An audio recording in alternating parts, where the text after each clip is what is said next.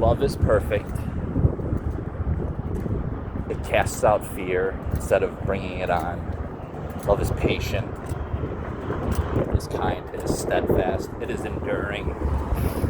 In 1 Corinthians, it tells us exactly what love is. The only problem with human beings is we're trying to take a perfect function while we're imperfect beings.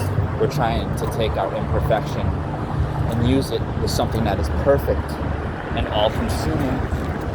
When we are all consumed in our sin and ourselves and our pride, especially in our egos,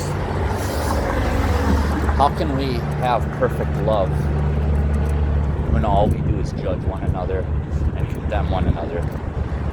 How can we have perfect love when all we do is make each other fearful of one another, dismissive of one another, disregarding of one another, even hating one another, which is the complete opposite function of love? If perfect love casts out fear, then perfect hate brings on terror. And it makes perfect sense. Hate is destructive.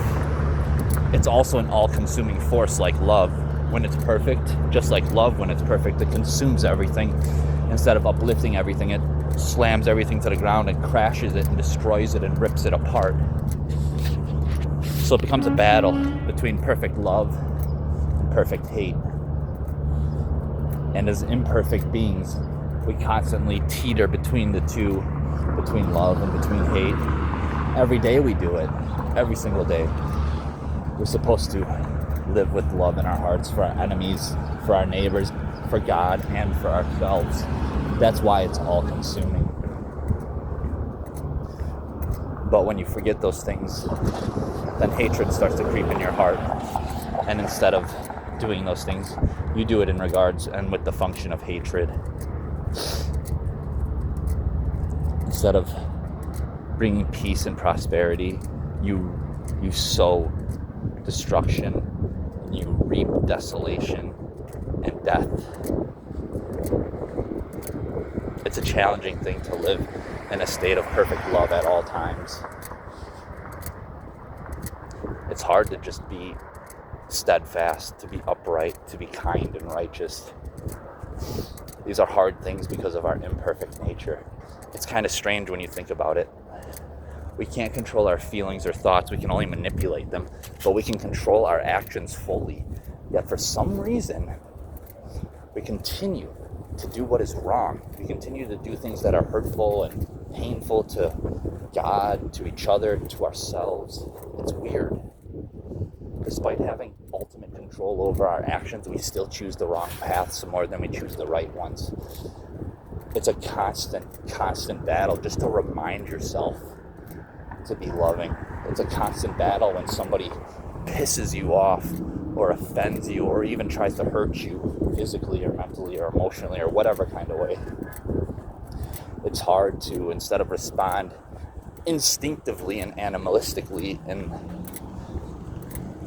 anger and frustration and lash out, it's easier to do that. It's hard to stop and think and process what's happening and process the feelings of anger and discontentment, but not let those consume us and wash over us completely, but to wash over us and then discard them and replace them with love and kindness and forgiveness. That's where the real challenge lies.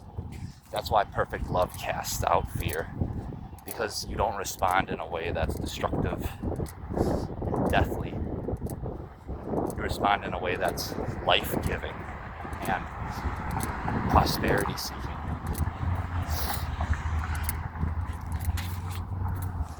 It's a constant battle. It's like a seesaw. You go up and you go down. You go up and you go down. You go back and forth.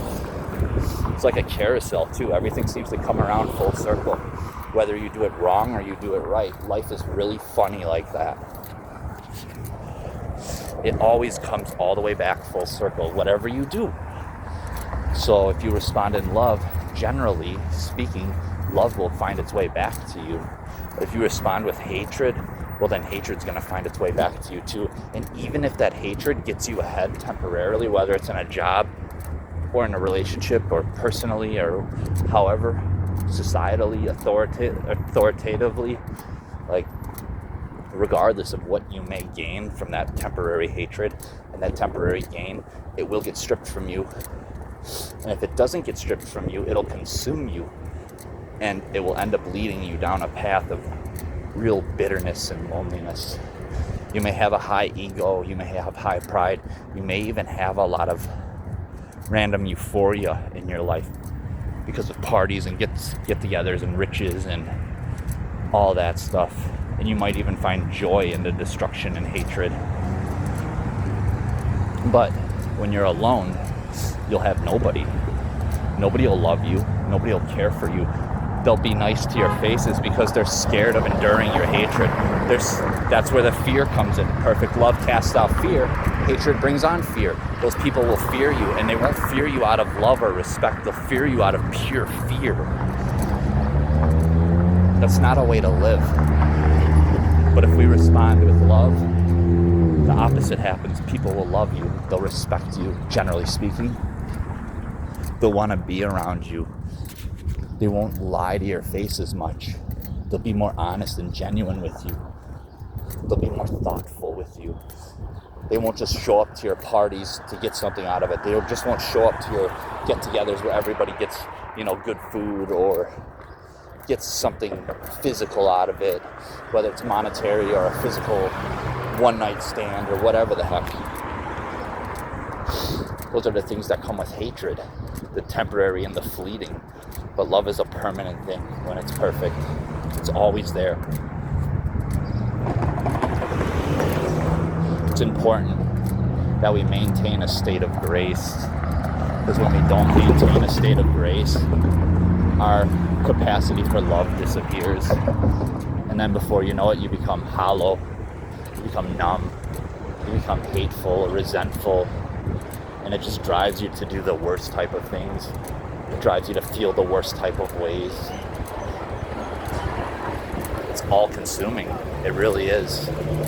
But so is love. Love is far more permanent than hate.